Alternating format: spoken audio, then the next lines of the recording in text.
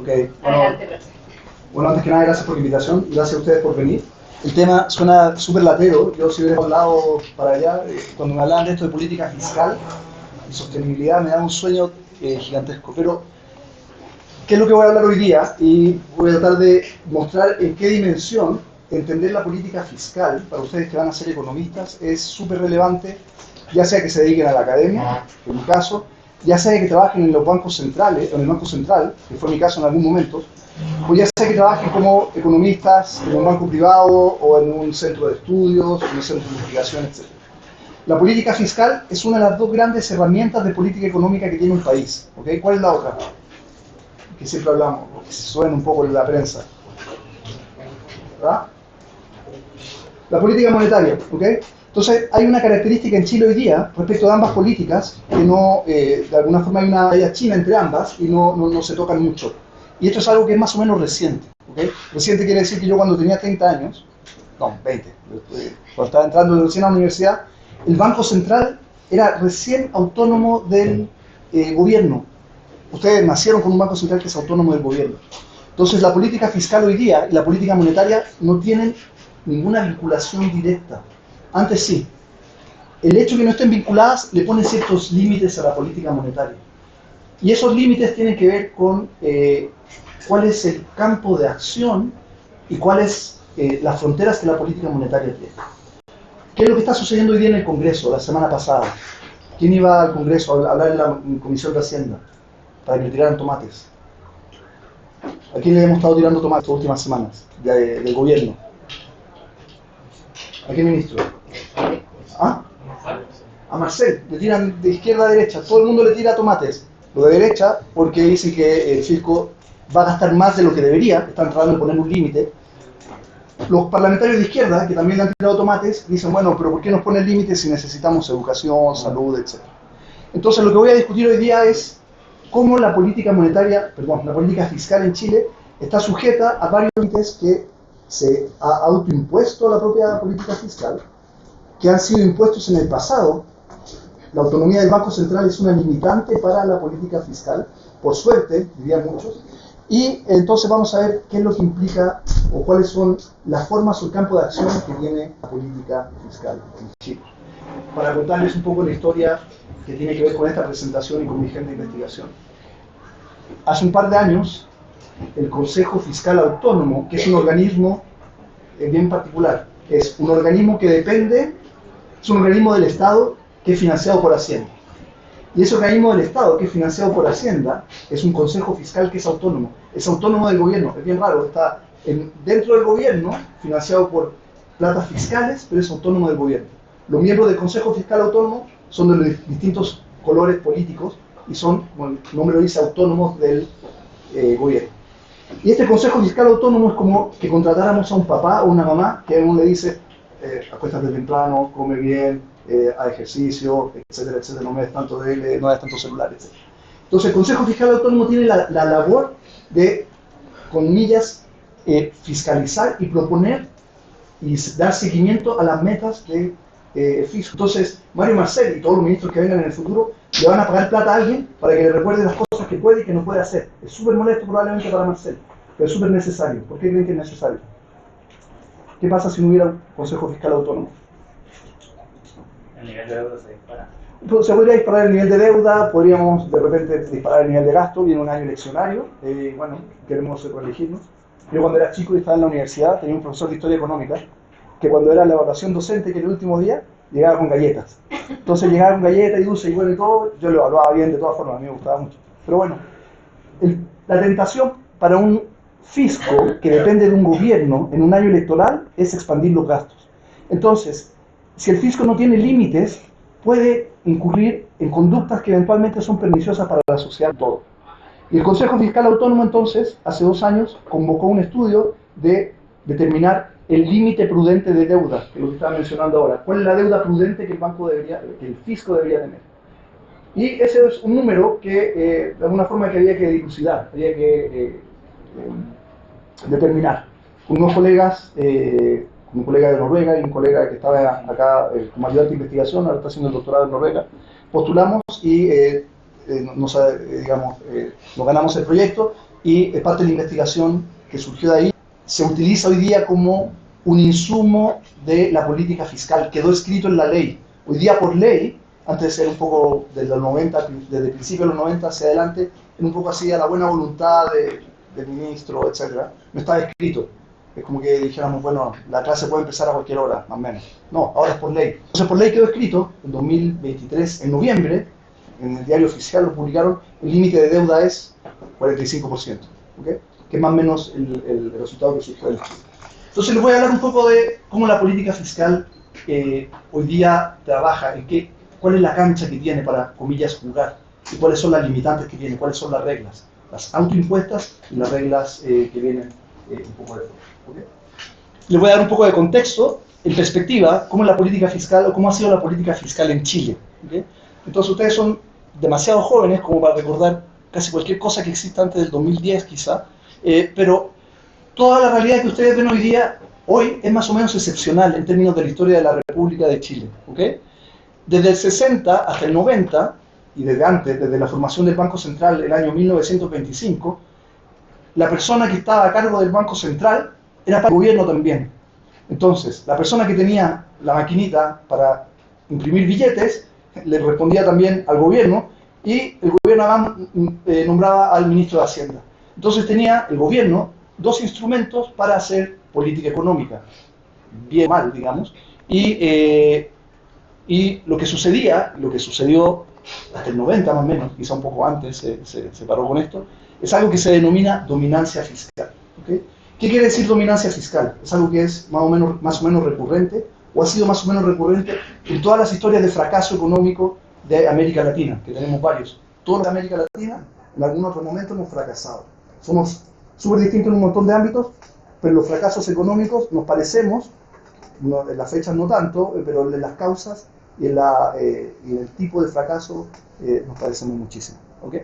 Bueno, del 60 al 90 lo que había en Chile, y desde antes también, es algo que se denomina dominancia fiscal. Entonces la política fiscal determinaba el gasto del gobierno. En un año electoral, el gasto, ¿qué sucede?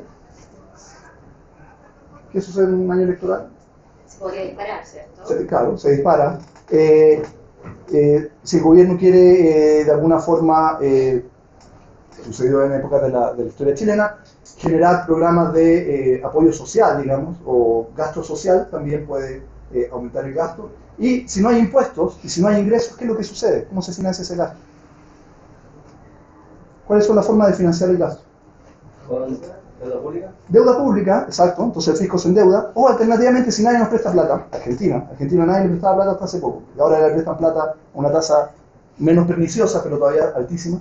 ¿Cuál es la alternativa que tenían los ministros de Hacienda? Venezuela es el ejemplo, el niño símbolo de las cosas que no hay que hacer. La inflación, ¿pero por qué? Emisión de billetes, exacto. Entonces, cuando el fisco queda sin instrumentos para poder financiar el gasto, cuando nadie le presta plata, o cuando no tiene ingresos fiscales, surge el impuesto inflación, que es un impuesto que es indoloro. Y sin concurso ni sorteo lo pagamos, ¿ok? Nos metemos la plata en el bolsillo, pasan un año y nos quitaron poder adquisitivo, y nos dimos cuenta. ¿Okay? Así que, entonces, el impuesto de inflación es consecuencia de la dominancia fiscal. ¿Qué quiere decir eso? ¿O qué quiere decir dominancia fiscal? Que es, el fisco con sus acciones domina las acciones de la política monetaria. Y eso implica que existe un vínculo directo entre lo que hace el fisco, exceso de gasto o déficit fiscal, e inflación, que es lo que mencionaban antes. Entonces, del 60 al 90 hay dominancia fiscal. Y esto es medio paradojal, ¿por qué? Del 60 al 90, ¿qué tipo de regímenes hubo en Chile? Democracia del 72 al 90, dictadura. Exacto, entonces hay democracia del 60 hasta el 73, después del primer golpe de Estado, hay 17 años de dictadura, y a pesar de todos estos cambios estructurales profundos en términos políticos, la dominancia fiscal quedó, esa es mi opinión, intacta. ¿Okay? Entonces, más o menos la dominancia fiscal fue más bien la tónica o la constante durante parte importante de la historia. En la democracia viene el Banco Central, autónomo. ¿Quién firma la ley de autonomía del Banco Central? Les voy a mostrar después la fecha y la firma, etc. ¿Quién la firma? Es una de las últimas leyes que firmó. Pinochet. Entonces, Pinochet, que tuvo 17 años un banco central que no era autónomo, le lega a la democracia un banco central que es autónomo. Entonces lo separa, comillas, del gobierno. Entonces, hacia las generaciones futuras, nos traspasa una autonomía que durante la dictadura y antes tampoco nunca se había dado, ¿no? Vamos a discutir respecto a eso. Entonces, del 90 en adelante, el fisco se encuentra en una situación completamente nueva. El impuesto a inflación y la dominancia fiscal ya no puede ejercerse de forma tan explícita como era antes, ¿okay? Y en ese contexto, el Consejo Fiscal Autónomo es relativamente nuevo, pero existe desde el 90 en adelante la necesidad de ver cómo financiamos al fisco, de cómo el fisco no excede los límites de financiamiento que tiene, la deuda que puede adquirir o el gasto que puede hacer. ¿Y cuál es la forma de gastar más? Si es que el fisco quiere gastar más, ¿cuál es la forma de que esto, comillas, sea sostenible? ¿De qué forma podemos gastar más para que sea sostenible?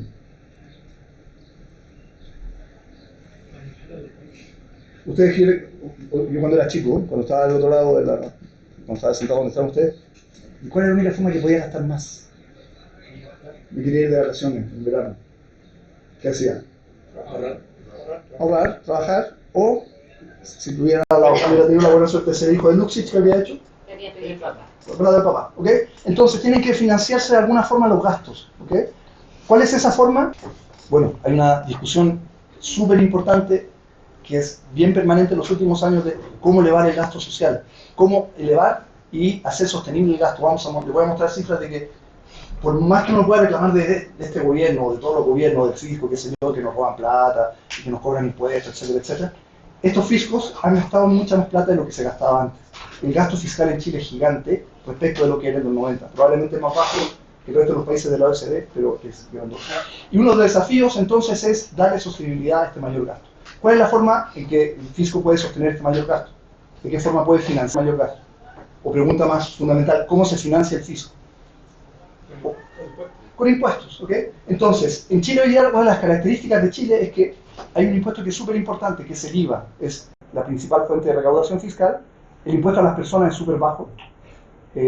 Mi colega noruego paga 50% de su salario en impuestos. Yo cuando le digo que yo como profe de USACH hice el cálculo, pueden ver mi salario, es transparente, no es gigante, pero bueno. El punto es, pago 5%. Entonces, por mucho que uno alegue, la verdad que pagamos poco en términos de impuestos personales. Ahora el IVA es gigante y claro, uno tiene que pagarse la salud y la educación. Entonces uno de los desafíos que no es muy fácil, ahí Marcel es un ejemplo de que no es muy fácil hacer un acuerdo fiscal, es cómo aumentar los impuestos. Bueno, el Consejo Fiscal Autónomo eso lo tiene claro y entonces lo que les voy a mostrar un poco es cómo se han ido haciendo reglas para que el fisco no se salga de los límites que tiene en términos de gasto o en términos de deuda, de sostenibilidad de la deuda. Tener una deuda muy alta, finalmente, ¿qué implica? Argentina es un ejemplo. ¿Qué implica que haya una deuda muy alta? ¿Mm? Pero supongamos que no hay inflación, que es el caso de Chile. Chile no puede financiar el gasto fiscal con inflación, está prohibido, por ley, a todo esto. Yo trabajé en el Banco Central un tiempo, hacía clases en la Chile y tenía que pedir permiso y un oficio especial para que poder yo recibir un salario, que no era muy alto, del fisco de la Universidad de Chile. ¿Okay? Entonces, por ley, el fisco no puede financiar al Banco Central y viceversa. Entonces, ¿qué es lo que sucede si el fisco se endeuda mucho, por ejemplo? ¿Qué es lo que puede suceder? Pensemos nosotros mismos. ¿Va a ser entonces, le ponen así como el corralito? Ok, pero antes de eso, va así intuitivamente, si ustedes se endeudan mucho, de repente. Me cancelas todo. Si es que pasa, ¿qué cosa? De más, no, por si no puedo pagar. Si es que no puedo pagar, si es que caigo en DICOM, ¿ok? Entonces, lo que quería saber el Consejo Fiscal Autónomo es hasta qué límite se puede endeudar el fisco sin que exista probabilidad de, comillas, default. Default es que llego y les digo, muchachos, no voy a pagar la deuda, ¿ok? Me tocó un ciclo súper malo, tuve una revuelta social, tuve un terremoto y un COVID, todo al mismo tiempo, así que no puedo disminuir el gasto, no voy a pagar los intereses de la deuda, chao. Ahí uno cae en default, uno entra en default, no paga y uno sale de los mercados financieros. Argentina, de nuevo, es el caso. ¿Ok? Entonces, parte de esa respuesta la damos acá y parte de la extensión del trabajo de asesoría que hicimos fue ver en qué momento, en momentos excepcionales, quizás es bueno salirse de la regla. de una regla fiscal, ¿ok? Quizá en momentos excepcionales uno puede romper los límites, ¿ok? Por ejemplo, no sé, yo no quiero comer más de 2000 calorías al día, ¿ok? Y supongamos que por algún motivo se me perdió la llave del auto, la VIP, y tuve que volver caminando a la casa y caminar, no sé, 20 kilómetros. Ese día probablemente, ¿qué voy a hacer con las calorías consumidas? ¿Qué hago si digo, voy a consumir 2000 calorías? ¿Qué hago? ¿Qué sucede? ¿Voy a poder caminar esos 10 kilómetros? No. Entonces hay situaciones excepcionales que nosotros evaluamos en que probablemente en ciclos adversos se pueden romper estas reglas fiscales, ¿okay? Entonces los límites que uno se impone o que le imponen de fuera, eventualmente en situaciones súper específicas uno puede tratar de romperlo. Los carros de bomberos es lo mismo. El límite de velocidad en las ciudades 50, 60, en carreteras 120. Cuando viene un carro de bomberos, una ambulancia, etcétera, esos límites se rompen, son situaciones excepcionales. Probablemente no voy a tener mucho tiempo para hablar de esto, pero es parte de la investigación que surgió de acá también. Ok, entonces, ¿qué les voy a mostrar hoy día? Y más o menos rápido, no sé cuánto tiempo me queda. Tenemos hasta las 12:45. Sí, entonces no sé cuánto quieren que siga hablando. Puedo hablar 3 horas, ¿eh? No. Sí, no, pero por eso, ¿hasta cuándo me detengo?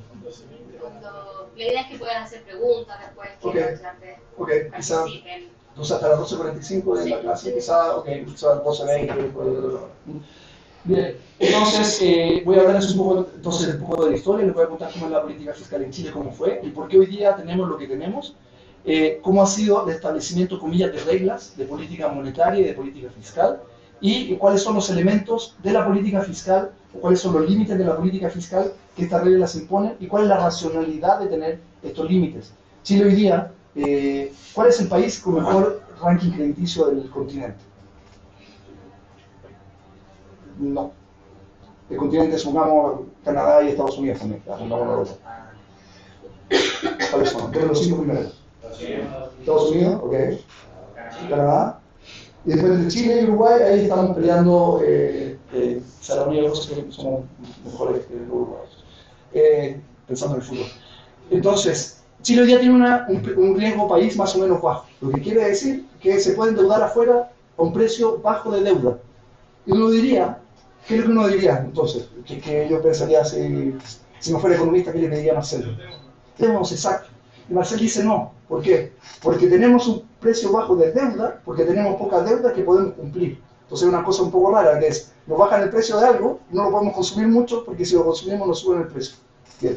Entonces, eso les voy a contar un poco de por qué hay una cierta racionalidad de tener límites de deuda. Marcelo está peleando hoy día en el Congreso, y peleando es casi, no literal, obviamente, pero ha tenido encuentros muy duros con la derecha y con la izquierda para poder hacer algo que es súper poco habitual. Bueno, el próximo año hay elecciones, Marcelo es el ministro de Hacienda. ¿Qué es lo que debería ser un ministro de Hacienda en elecciones? Con la economía. Financiar el populismo, ¿no? Exacto, entonces agarrar y empezar a inflar la economía, como que tuviera un bombín para inflar el globo. ¿Qué es lo que hizo Marcelo? Dado que el próximo año va a haber menos ingresos fiscales, dado que hay menor crecimiento. ¿Qué es lo que hizo Marcelo? Fue al Congreso a decir qué cosa. Es súper paradojal. Como cuando uno va al médico, bueno, ok, ¿y qué fue a hacer? ¿Ah? ¿Qué fue a hacer al Congreso hace poco? Hace 2 o 3 semanas. Les cortó la luz en plena fiesta. Claro, fue a hacer algo que casi ningún ministro de Hacienda hace. De hecho, es probablemente el primer ministro en democracia que hace esto. Dice, para el próximo año, hace 3 o 4 meses yo le había propuesto que iba a gastar 1.200 en 2025. La cosa se viene muy mal en 2025, o menos buena de lo que se pensaba. Entonces yo lo que le estoy proponiendo ahora es bajar el gasto futuro. Todos le tiraron tomates de la coalición de gobierno. Entonces, inclusive diputada Pascual, del Partido Comunista, y otros diputados del Partido Socialista, etc., dijeron, no vamos a aprobar esta ley, no vamos a aprobar este reporte, no puede ser. Las promesas, etcétera, etcétera, etcétera. La gente de oposición, felices, la aplaudieron de pie. ¿Okay? Entonces, lo que está tratando de hacer Marcel, si uno no entiende muy bien los límites que tiene, uno no entendería por qué hace lo que está haciendo.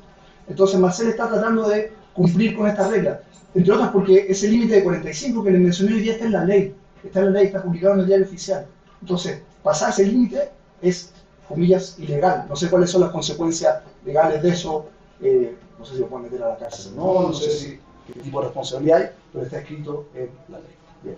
Entonces eso, para darles un poco entonces el contexto. Vamos a ver la perspectiva histórica. América Latina, del 60 al 90, ustedes ni estaban por acá, digamos. Hiperinflación. Hoy día, ¿cuánto es la inflación en Chile? Hoy día, ¿cuánto es la inflación en Chile? Tienes una cifra. Bueno, el hecho de que no la sepan es una buena medida. ¿Ah? ¿Ah? 3,7, sí, sí. Yo, la verdad que vergüenza, ni me acuerdo cuánto era. El hecho de que no la sepan, habla bien y habla mal. Habla bien de dos cosas. De que si estuviéramos en Argentina o en Venezuela, la gente se sabe la inflación así al dedillo. Cuando es un problema, la gente la sabe de forma perfecta. Cuando es algo que es no problemático, uno como que ni lo toma. Bueno, entonces, el 3% hoy día, 3, 4. La hiperinflación, cuando yo llegué a la universidad, la inflación estaba en 40%. Eso es lo que nos reajustaba en la matrícula todos los años. Y una inflación baja comparada con la inflación de los primeros años de los primeros 70, al finales de los años de la Unidad Popular, la inflación llegó como a 400.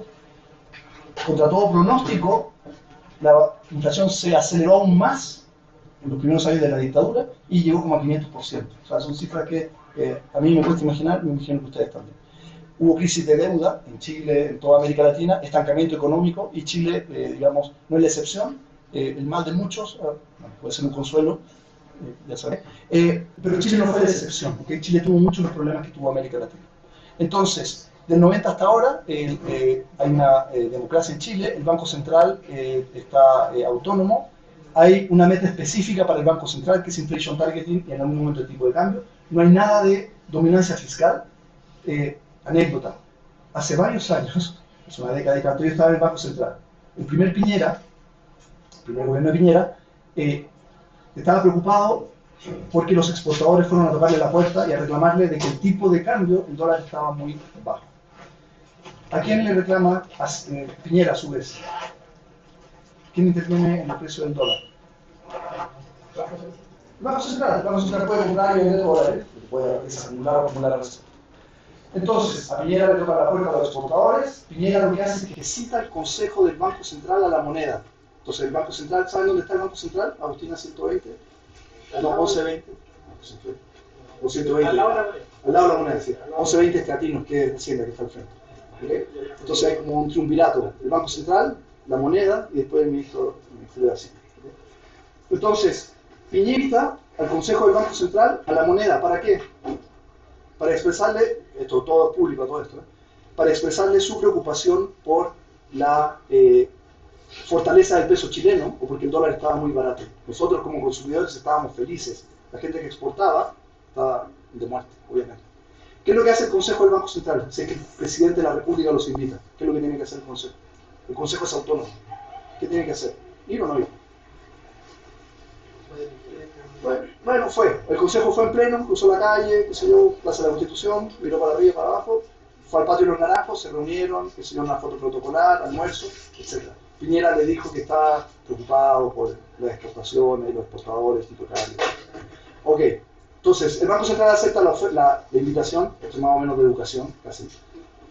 Ok, hasta ahí ningún problema con la autonomía. ¿Y qué es lo que hace el Banco Central al día siguiente? El presidente del Banco Central, Rodrigo Vergara, había sido compañero de Piñera, era del mismo partido de Piñera, de Renovación Nacional. Congelan la militancia cuando están en el banco. Bueno, ¿qué es lo que hace el Banco Central al día siguiente, el Consejo del Banco Central con el dólar? ¿Qué ustedes creen que había hecho el Banco Central? ¿Ah? ¿Intervino en el mercado cambiario o no? No intervino. Eso es notable, es una muestra de autonomía. O sea, te invita el presidente, te dice, te sugiere, es tu amigo, en el caso de Rodrigo Vergara, que era el presidente del Banco Central, correligionario, etcétera, etcétera, etcétera. ¿Ok?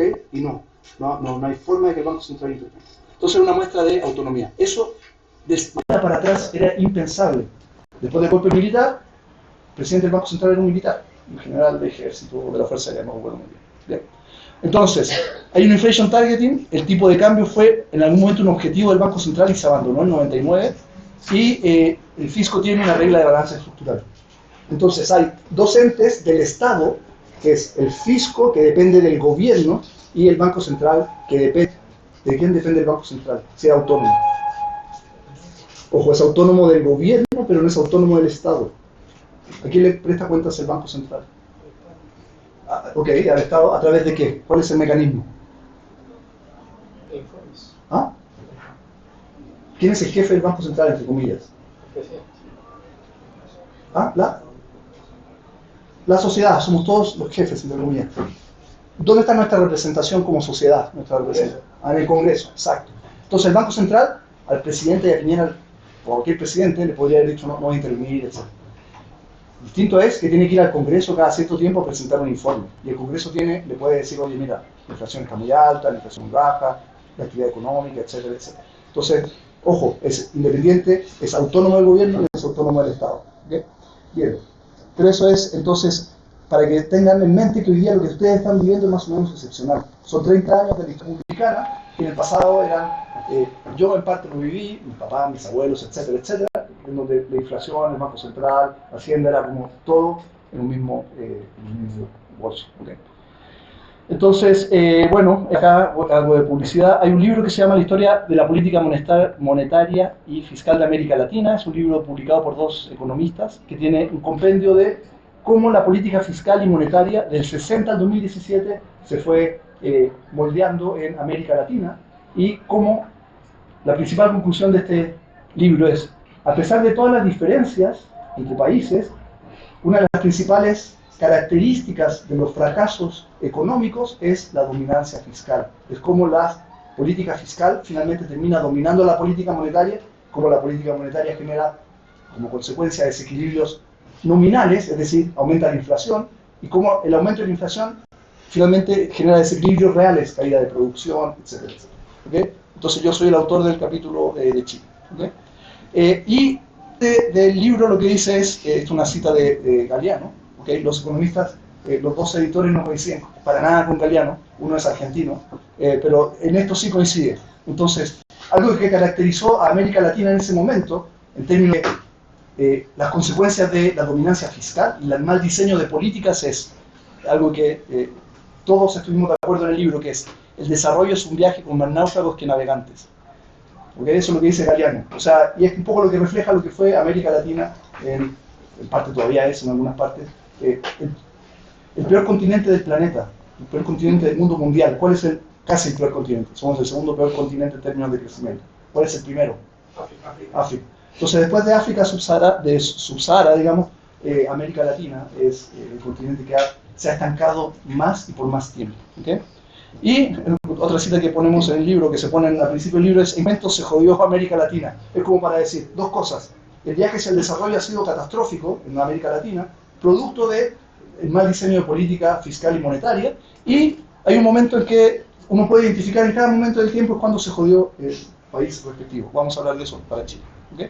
Entonces déjenme mostrarle un poco un gráfico para Chile, cómo es el PIB chileno. El año 60 entonces, la línea continua es el PIB, cómo va creciendo. La línea continua es la tasa de crecimiento de 2%. ¿Qué pasaría si hubiéramos desde el 60 en adelante crecido al 2%, que es la tasa de crecimiento americana? No es que estemos al nivel de Estados Unidos, pero si hubiéramos seguido esa línea, la distancia que tenemos o que tuvimos el 60 respecto a Estados Unidos habría perdurado hasta hoy día. Si éramos 20% más pobres, o 50%, seríamos todavía 50% más pobres.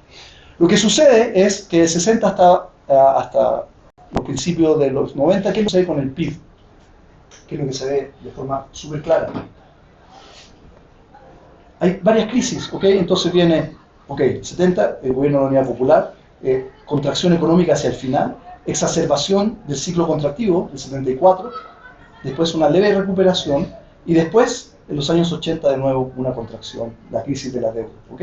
Entonces, en los 70, hiperinflación, déficit fiscal, golpe de Estado, etc. Después, en los 80, hay una crisis de balanza de pago, que nuevo el PIB empieza a retomar. Entonces, hacia el 90 todavía no recuperábamos la tendencia, y después de mediados de los 90 en adelante, aquí ya el desarrollo, o comillas, el crecimiento de Chile fue bastante más sostenible. ¿Okay? Entonces, ¿cuáles son las causas en el término del paper, o de las conclusiones de la parte de Chile, cuáles son las causas de este mal desempeño? Bueno, dos cosas, que es el gobierno, esto es un poco teórico todavía, entonces, pero es solamente decir que el gobierno puede financiar el gasto menos los impuestos, el déficit y el pago de intereses con dos fuentes, o con más deuda, o eventualmente con más impuestos acá, o emitiendo más dinero. ¿Okay?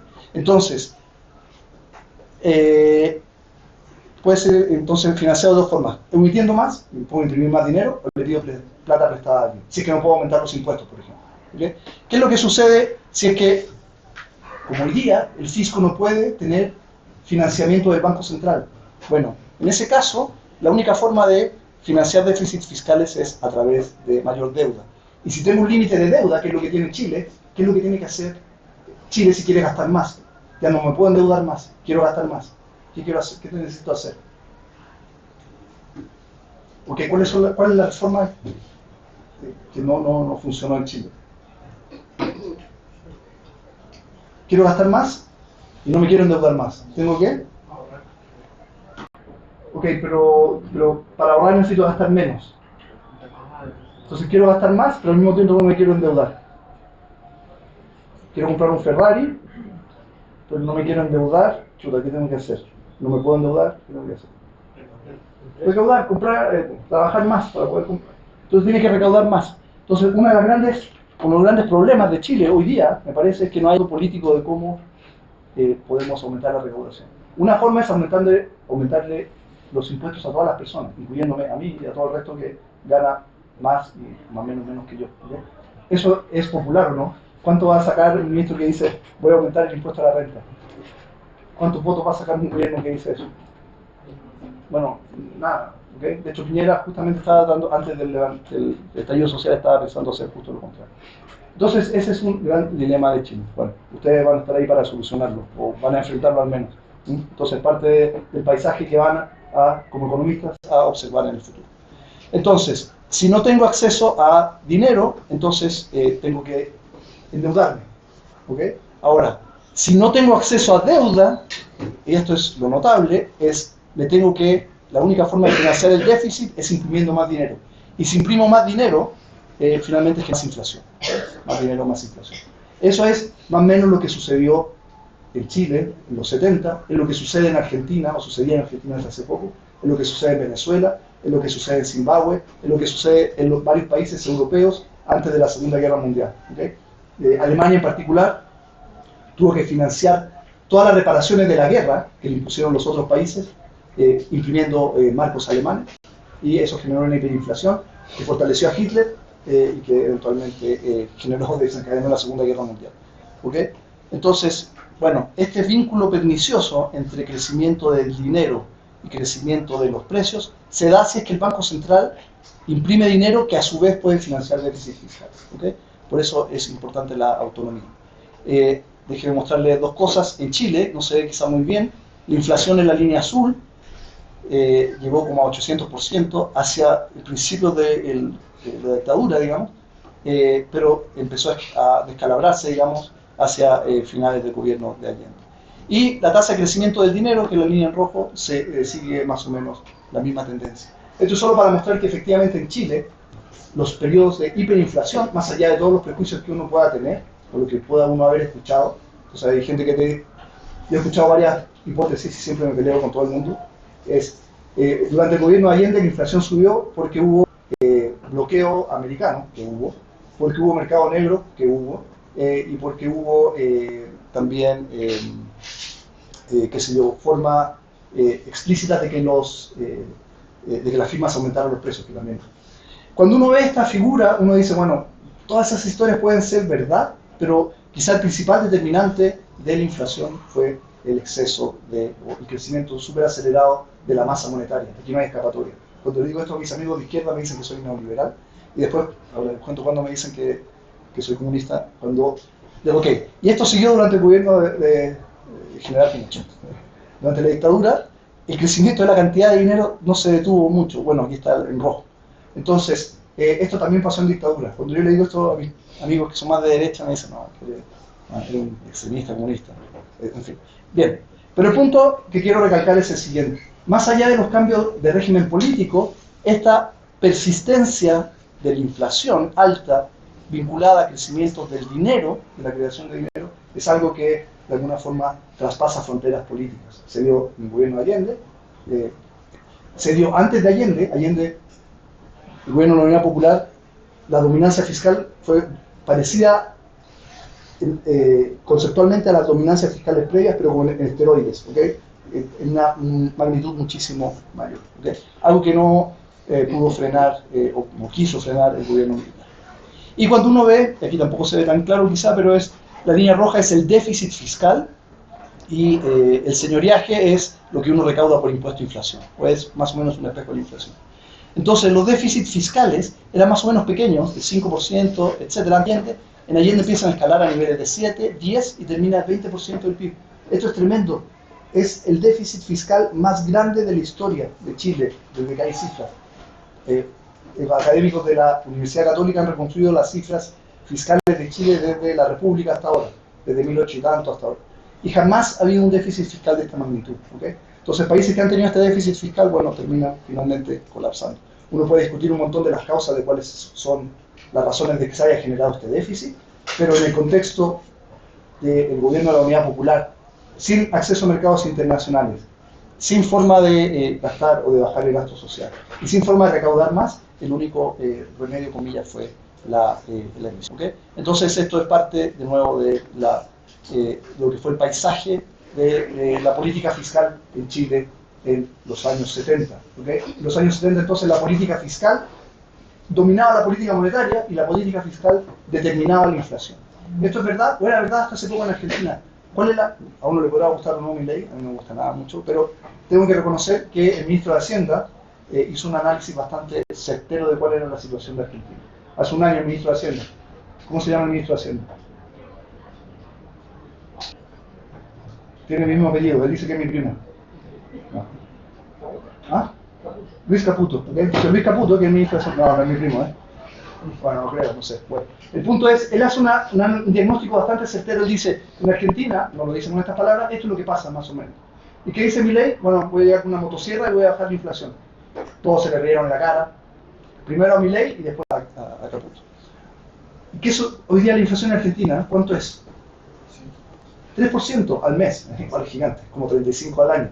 O sea, todavía nos ganan por 10. Pero antes, ¿cuánto era? Era 25%, 30% al mes. Entonces, ¿ah?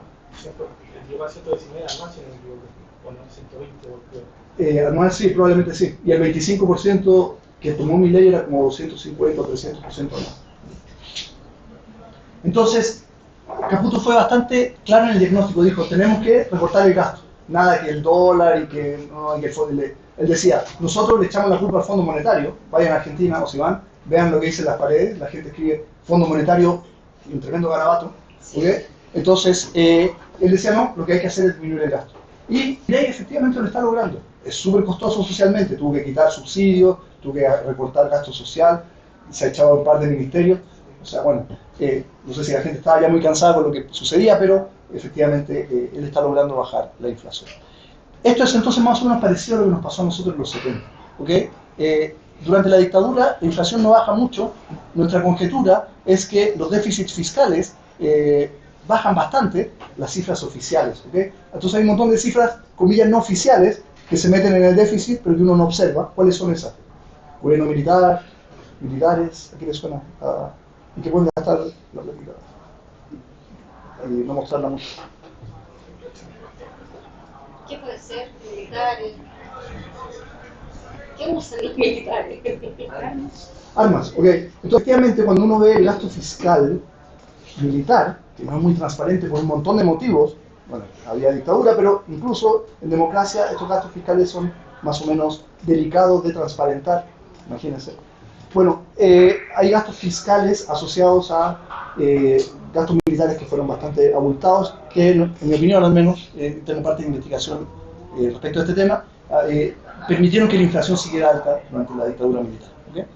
Bueno, entonces, del 60 al 90, desempeño mediocre económico desde como uno lo mire, ¿okay? El crecimiento del PIB, la inflación, la desigualdad, la volatilidad, lo que sea, mediocre, todos los gobiernos, ¿okay?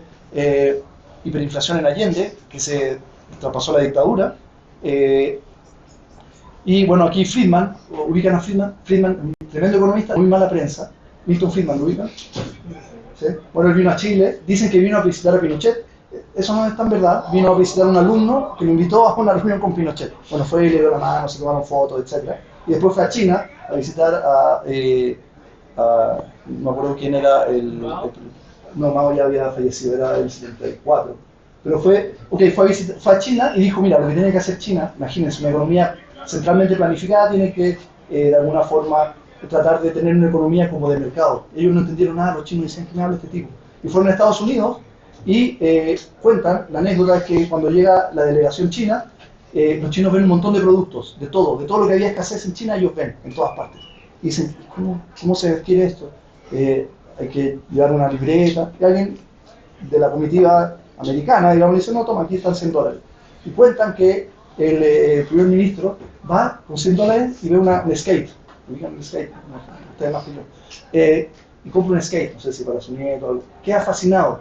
Entonces, bueno, el punto es, Friedman es súper crítico de Chile, contra todo pronóstico, porque dice que Chile pagó un precio muy alto por no hacer reformas, no lo dice con estas palabras, pero por no hacer una separación entre el fisco y el Banco Central.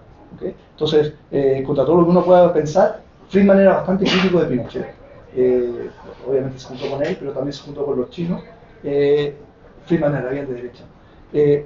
Y Friedman decía, y también respecto de Chile, que el crecimiento económico no se puede hacer sin democracia o sin libertad. Bueno. Bien, entonces hasta ahí un poco lo que fue Chile hasta los 90. ¿Okay? ¿Preguntas? ¿Comentarios? Sí, sí. Ya me quedó una pequeña duda con la diapo 12. En el año entre 1990, eso es una emisión de dinero, sí, sí. Pero hay baja inflación. Exacto. Eso me quedó como, porque es como que se va como diferente a lo que había pasado antes. Claro, exacto. Esto es súper importante lo que mencionas tú. Efectivamente aquí lo que se puede ver es dos cosas. La emisión de dinero ya es súper baja y la inflación también. Esto tiene que ver en parte con, si uno es justo, ya la emisión baja viene. El gobierno militar fue capaz de frenar la inflación hacia el final de los años 70. ¿De qué forma? Dándole la política monetaria a otro país, a Estados Unidos. Entonces fijaron el tipo de cambio, y cuando uno fija el tipo de cambio, uno adopta la política monetaria del país con el que fija. Lula tiene esta idea loquísima de hacer una moneda común con Argentina. Imagínense, que hiciéramos una moneda común con Argentina. Adoptamos la inflación argentina. Bueno, Chile hizo un tipo de cambio con Estados Unidos, le funcionó y después efectivamente hubo algo más de disciplina fiscal. ¿Okay? Y pasa lo que tú te diste cuenta, que es que el crecimiento de la cantidad de dinero y el crecimiento de la inflación siguen más o menos de la mano, ya no tanto, pero en niveles súper bajos. ¿Okay? Entonces es parte del nuevo paisaje. Hoy día ustedes no tienen ni idea, y yo tampoco, de cuál es el crecimiento de la base monetaria. Ya, ni no sé si se publica siquiera, ¿okay? Porque ya de alguna forma no interesa y ya no refleja eventualmente nada en términos de el accionar del Banco Central o el accionar de Hacienda. ¿Okay? Bien. Entonces, época de reglas, veamos, porque voy a ir un poco más rápido ya que no tengo tanto más tiempo. Lo primero, y que es notable en términos de la historia económica chilena, es lo siguiente. La última ley que firma, aquí está, miren, esto fue el 4 de octubre del año 89. ¿Cuándo fue el plebiscito que perdió Pinochet? ¿Qué año fue? 5 de octubre, ¿se acuerdan de qué año, no? Todavía no nací. No, si ninguno de ustedes nacía, En pero... 1988, yo era muy niña. Sí, yo era joven en esa época. No alcancé a votar, estaba casi... Y ayer, y Edwin asumió el 11 de marzo del 90, así se hagan ahí una idea. Está.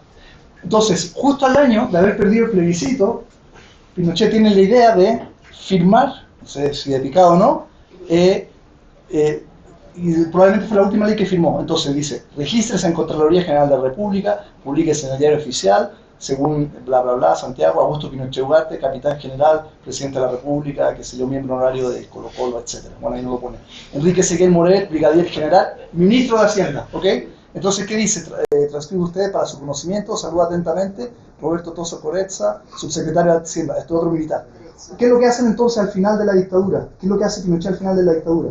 Dice, bueno, el Banco Central no fue autónomo nunca en Chile, en el caso mío tampoco, de hecho todos estos muchachos que están ahí, todos estos generales, eran parte del ministro de Hacienda y del Banco Central también. Entonces dice, bueno, a la democracia futura le voy a alegar la incapacidad de que el Banco Central pueda financiar a Hacienda. Ahí está, mi regalo. ¿Qué hace Chile el 90 con un regalo de este estilo? ¿Qué es lo lógico que uno debería haber hecho? ¿Recibirlo o no?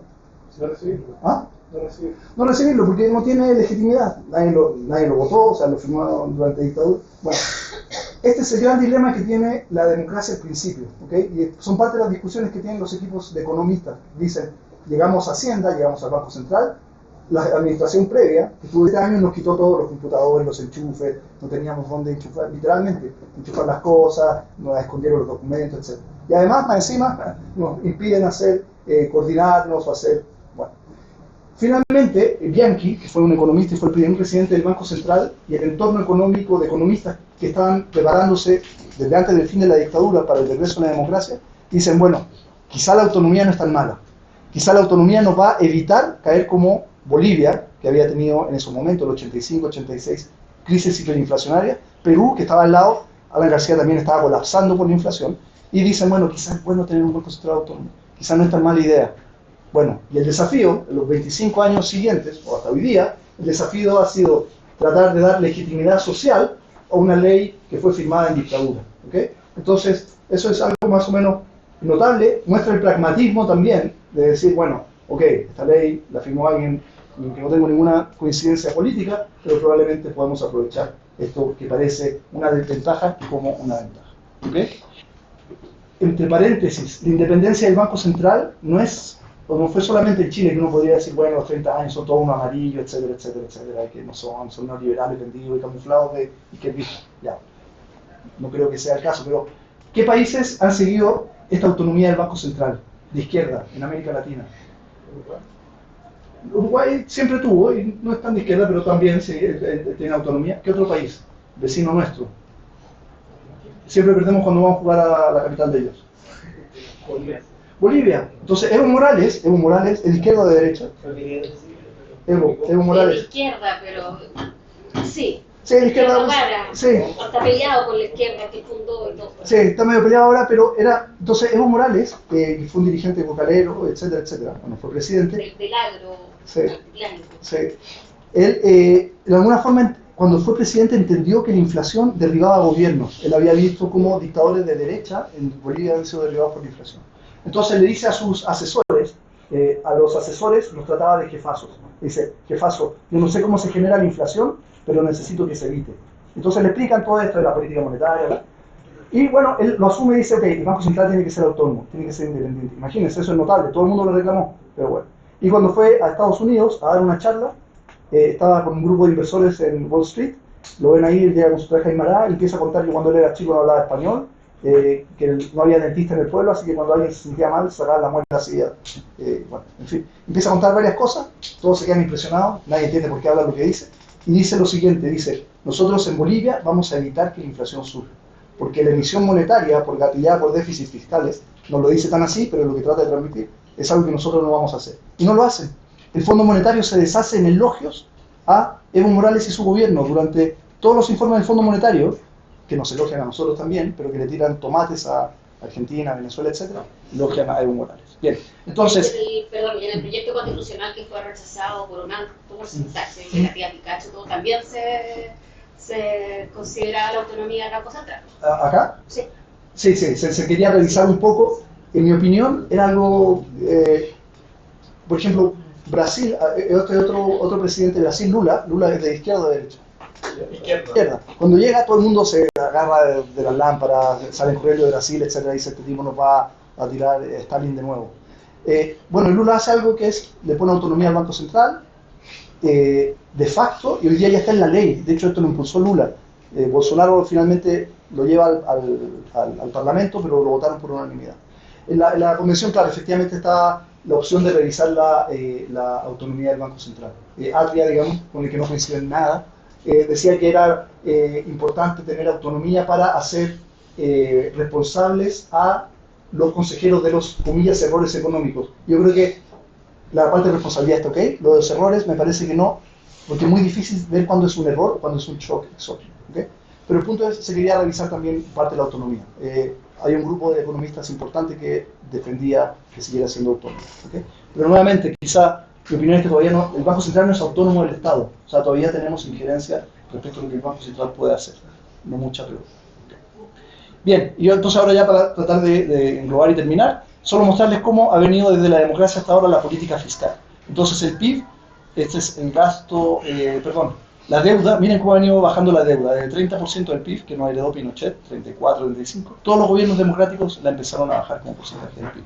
Después viene el boom del commodity y la deuda, menos los activos son la línea roja, empezamos a acumular activos. El Fondo de Estabilización Económico y Social. El fisco empieza a ahorrar plata, notablemente, nunca se había hecho antes esto en la historia. Marcel, que es el ministro de Hacienda hoy día, pero fue director de presupuesto en los 90, cuando ve las obligaciones futuras que iba a tener la democracia, dice, aquí hay, voy a inventar la cifra, 3 millones de gente que están en el mercado laboral, que en 10 años más van a estar pensionados, y que tienen pensiones fiscales que son al día de hoy infinanciables. Entonces él dice, aquí hay una bomba de pensiones, por así decirlo, una bomba de tiempo que va a reventar en 10 años si es que no hacemos nada. Entonces Marcel es el padre de una regla de balance estructural que lo que hace es que ahorra en los tiempos buenos para gastar en los tiempos malos, pero el motivo más de fondo era poder financiar las obligaciones futuras. Entonces Chile empieza a acumular activos. Miren, el boom del cobre acumula casi 15 o 20% del PIB de activos, de plata que de todos nosotros que está invertida afuera. Y la deuda cae a niveles como de 7. Entonces, en términos netos, y por un periodo breve en nuestra historia, somos acreedores netos. Nunca había pasado, nunca volvió a pasar. ¿Ok? Más que deber plata al resto del mundo, en términos netos, a menos activos, lo que sucede es que ahora cuando hacemos esa diferencia, el resto del mundo nos debe plata a nosotros. ¿Ok? Esto es producto del boom de commodities. Lago Bachelet, bueno. ¿Ah? El periodo de Lago Bachelet. Claro, Lago Bachelet, que coincide con el boom del commodity también. Y bueno, y además también, y hay que decirlo, la tentación cuando uno le llega un camión de dinero, ¿cuál es? Gastarlo todo. Exacto, esto fue lo que le pasó a los militares a todo esto, porque los militares reciben, o recibían, no sé si ya se cambió esa ley, el 10% de las ventas de Codelco, no de las ganancias, de las ventas. Entonces, Codelco tiene pérdidas, no importa, las ventas de Codelco van el 10% a los militares. Entonces yo creo que finalmente todos los casos de corrupción que uno terminó viendo en esta época, no es coincidencia que haya pasado justo en este momento. Era mucha más plata la que tenía. No sé, bueno, ahí se pusieron súper creativos. Los carabineros se pusieron súper creativos también de cómo desfalcar al Estado. ¿Saben cómo lo hicieron, no? Bueno, ustedes dirán un poco, pero en fin. Lo que hicieron es que modificaron las planillas Excel para que aparecieran números que finalmente sumaban algo distinto. Y esa diferencia, digamos, se iba a cuentas de los carabineros en activo. En fin, pero esta es una época de bonanza y de baja deuda. ¿Qué sucede? Se acaba el precio del commodity cae y empezamos a acumular deuda de forma súper intensa. Y esto está gatillado por lo que les mencionaba. La democracia, y del 2005 en adelante, hay un montón de presión de gasto social. Educación, salud, somos más, vivimos más, somos más viejos, etc. Más viejos que jóvenes, quiero decir. Entonces el gasto social empieza a subir un montón. Aquí está, okay. Voy a saltar esta parte, para solo mencionarles finalmente qué es lo que hicimos. El Consejo Fiscal Autónomo nos convocó, y ahí está el Consejo Fiscal Autónomo, Rodrigo Grossi, está acá, en el año 2022, él era el presidente, y todos estos otros consejeros son de distintas tendencias políticas. Él probablemente más de centro, Aldo Lema es de derecha, esta señora tiene un nombre de más que no puedo pronunciar, pero que es más de centro, él es de derecha, Clapes, esta persona es más de centro. Pero son todos independientes, y lo que hace Rodríguez Grossi es como un brillo que está acá en la oreja de Marcel diciéndole no gaste, no gaste, no gaste, no gaste, no gaste. ¿Okay? Bueno, eso le está diciendo. ¿Qué es lo que querían saber ellos? ¿Cuál es el límite prudente de deuda? ¿Qué es lo que hicimos nosotros? Una consultoría, no voy a tener nada de tiempo para dar los detalles, aquí hay un modelo macro que simulamos para Chile.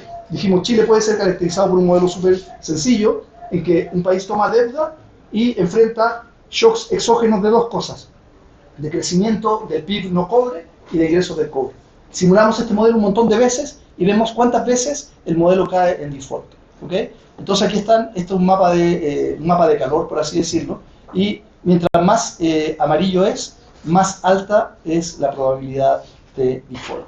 Entonces concluimos que en todos los escenarios posibles podemos simular. Esto es un ejercicio como medio contrafactual. Es decir, vamos a hacer 5 millones de universos paralelos. Y cada universo paralelo va a ser una realización de PIB chileno. Por ejemplo, ¿qué hubiera pasado si la Chile hubiera ganado? ¿Qué hubiera pasado si Colo Colo gana? Si la Chile... Todas las combinaciones posibles de eventos respecto del PIB y del precio del cobre las hicimos y concluimos que el nivel prudente de deuda es 45% del PIB. Prudente quiere decir que hay una probabilidad menor del 1% de entrar en default. Entonces, esta cifra finalmente es la que ha sido vendida en Hacienda. Entonces, para resumir y para concluir, el fisco tiene límites hoy día. Uno de los límites más importantes, que es súper explícito, no es tan evidente, que el Banco Central ya no es fuente de financiamiento. El otro es que tiene que cumplir un balance estructural y el otro es que tiene que cumplir un límite de deuda. La única forma de cumplir un límite de deuda, obviamente, es no gastando mucho. Uno puede gastar un poco y ir acercándose al límite de deuda, pero cuando ya llega a ese límite, tiene que hacer el ajuste. Y eso está escrito, como les digo, en la ley. Eso es lo que gatilló a Marcel ir a negociar al Congreso, algo que jamás en la historia se había hecho, que es, muchachos, vengo a proponer una rebaja de gastos. Los ministros, los parlamentarios de derecha no podían creer, la aplaudieron. Es casi literal. Bueno, no sé si la aplaudieron, pero estaban súper felices, obviamente. En fin, eso. Entonces, déjeme solamente, no alcancé a ver esto.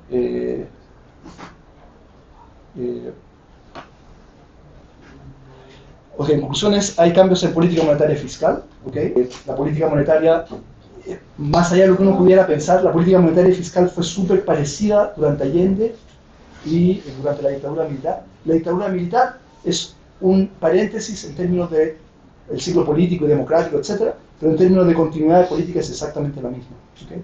Entonces, cambian los actores de forma súper dramática, pero la forma de hacer política monetaria y fiscal sigue siendo igual. Hay una nueva institucionalidad en el 90 y aquí pasa algo análogo. Esta nueva institucionalidad es también transversal a todos los gobiernos que hemos tenido ya de distintos signos y probablemente de distintos signos que tendremos. Todos los gobiernos, incluyendo los futuros que vengan, van a tener la misma limitante. Tienen que el límite de deuda, lo tienen que pasar, y el Banco Central que va a seguir siendo autónomo. Eso. Eso. Ahora sí, si quieren. ¿Preguntas? ¿Preguntas? Sí, sí. Cuando ya tenemos un límite de la deuda, por ejemplo, el caso muy evidente de Argentina que cortó el gasto de golpe, ¿cómo todavía no hay un parámetro para saber qué tan abrupto puede ser ese corte de gasto para que no afecte el desempleo, el crecimiento? Porque también va a aumentar mucho el desempleo porque eliminar ministerios, mucha gente sin pega, subsidios, gente menos productiva. ¿Cómo se puede hacer eso? ¿En qué proporción se puede cortar de uno el gasto? Ok, no, súper buena pregunta. Mira, en Chile tenemos la siguiente particularidad. Este límite todavía no lo hemos alcanzado. Cuando digo todavía, hoy día la deuda está súper alta en términos históricos y es 43% del PIB, el límite es 45%. Entonces, para no alcanzarla, lo que ha hecho Marcel es efectivamente recortar el gasto. Lo que tú mencionas es súper importante y es cuando ya te pasaste el límite. Y es cómo volvemos. Es una pregunta súper relevante. Lo que se hace es que cuando uno está súper pasado, no, mira, vamos a darnos un plazo, vamos a proponer una trayectoria de caída de deuda.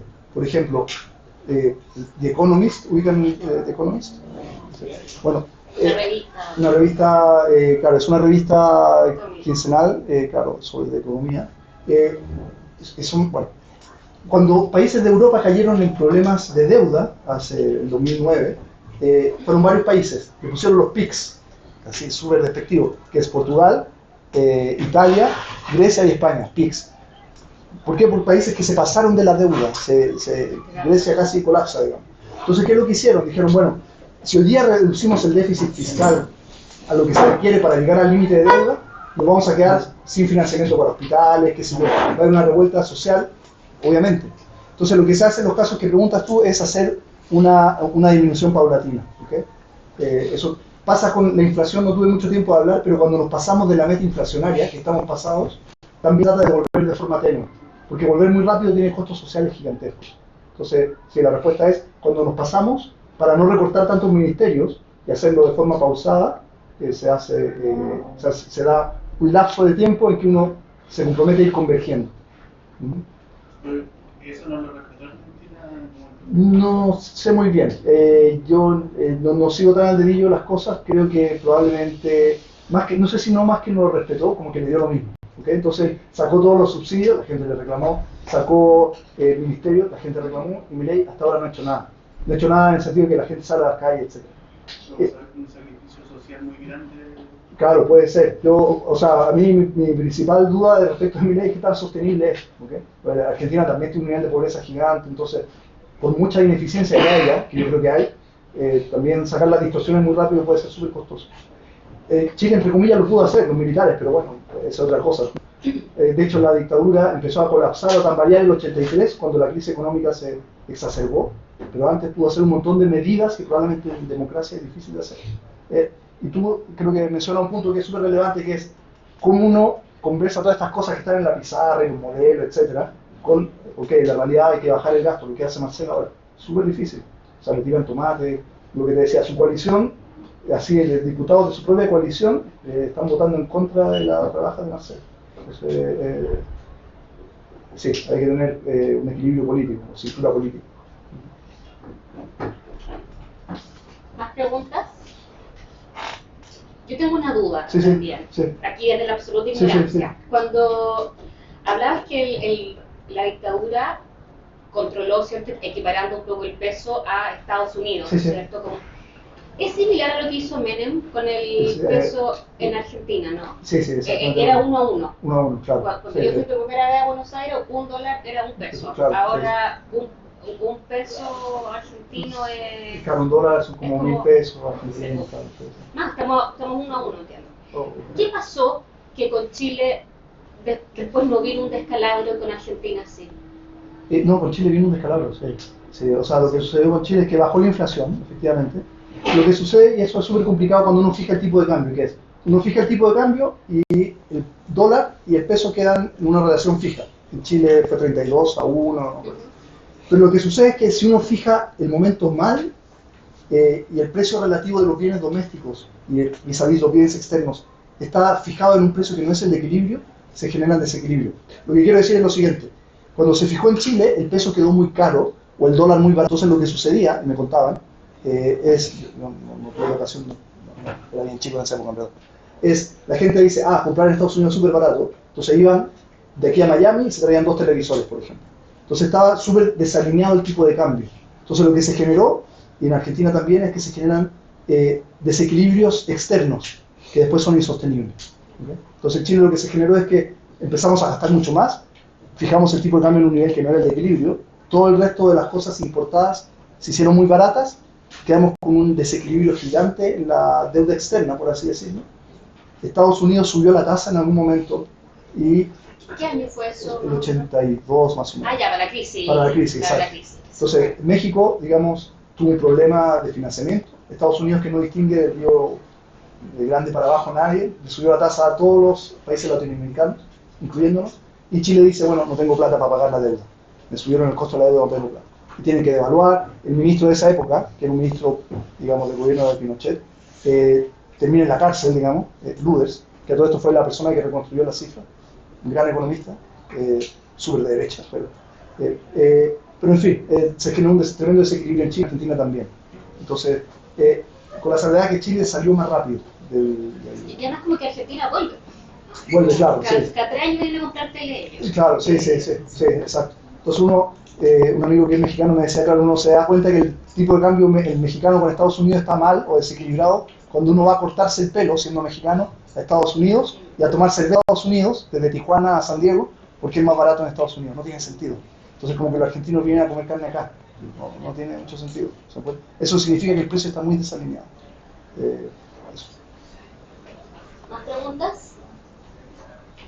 Yo tengo Sí, preguntas claro. en relación al modelo que Sí. se va a determinar que el 45% del tigre era el límite de deuda. Ok, mira, el modelo no tuve mucho tiempo de explicarlo. A todo esto yo dirijo tesis, varios de mis alumnos trabajan en temas parecidos. Se quedó pegado la El trabajo lo tiene para compartir. Sí, te voy a mandar el paper que tenemos. Lo hemos mandado a varios journals, no me han rechazado todavía. Pero bueno. Ok, pero el modelo, déjame ver si no puedo cambiar la transferencia. Ahí está. Ok, el modelo, déjame contarte un poco, hay escenarios, entonces definimos varios escenarios en donde hay dos shocks a la productividad. Entonces la productividad, cuando hay shocks, cuando la productividad que se materializa es más baja que la productividad promedio, y cuando el precio promedio del cobre se materializa en menor, en el modelo eso implica menos ingresos fiscales. Y cuando hay menos ingresos fiscales y la deuda es fija, el fisco dice, chuta, ¿qué hago? ¿Pago la deuda? En el modelo lo que hace el fisco es que paga deuda, o le transfiere plata a los hogares que han experimentado shocks adversos. Entonces se encuentra en un dilema aquí. Entonces el dilema es, ¿qué hago? ¿Pago la deuda? O sea, supongamos que esto es una familia sin deuda, compra un televisor, un auto, etc. Y de repente hay shocks muy malos a la economía familiar y tiene que decidir, ¿pago la deuda o alimento a los hijos? Bueno, ¿qué hace uno? Obviamente. Alimentar a los hijos. Alimento a los hijos y hago default. Ese ingrediente está acá también. Entonces, en nuestro modelo, cuando los shocks son negativos y son muy persistentes, generan una probabilidad de default. Entonces, que esa probabilidad de default que te he mostrado. Y esa probabilidad aumenta a medida que uno tenga una deuda más grande, porque cuando uno tiene una deuda más grande, tiene que pagar servicios de la deuda que son más grandes. Entonces, ese 45% es como un límite de seguridad, como un límite de velocidad, por así decirlo, en que el auto no se vuelca, por poner la analogía. Entonces, lo que concluimos es, con un nivel de deuda de 45% del PIB, en promedio la economía no cae en recesión en default más de un 1%. Con niveles de deuda más altos, no sé dónde está,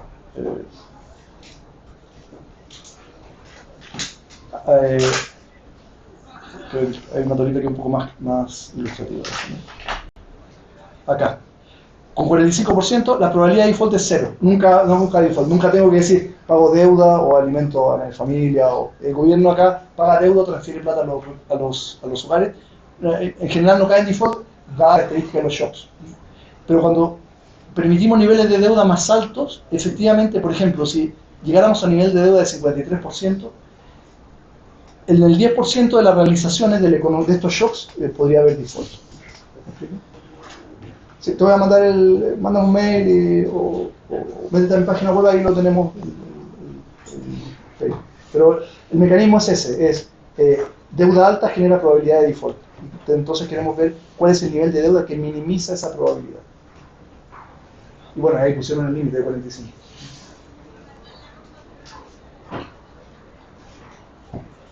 ¿Algo más? ¿Dudas? ¿Preguntas? El profe me mandó esta presentación, la puedo compartir con los estudiantes, ¿cierto? Sí, en mi página web están estos papers. Hay uno que se llama, en la página de CFA está la consultoría que hicimos entera. Y en mi página web está un paper académico que salió a partir de esto, que se llama cláusulas de escape para escapar el default. Entonces nuestro punto es un poco contraintuitivo, que es, cuando hay escenarios muy malos, quizás es bueno salirse de la regla y tener un poco más de deuda. Porque eso, de nuevo, si estoy en el límite, tengo que decir, ¿alimento a mis hijos o pago la deuda? Bueno, alimento a mis hijos. Pero si alguien me presta plata en ese contexto, confiando en que yo voy a encontrar pega en los USACH, por ejemplo, y voy a ser profe, etc.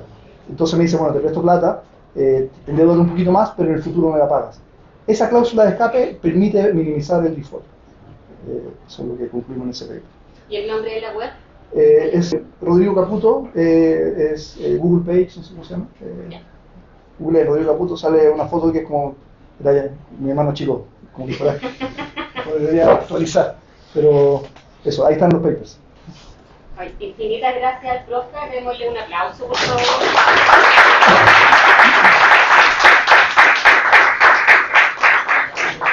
Me imagino que aprendieron mucho, yo aprendí muchísimo, sobre 60 años de historia más en 40 minutos, así que se súper agradece.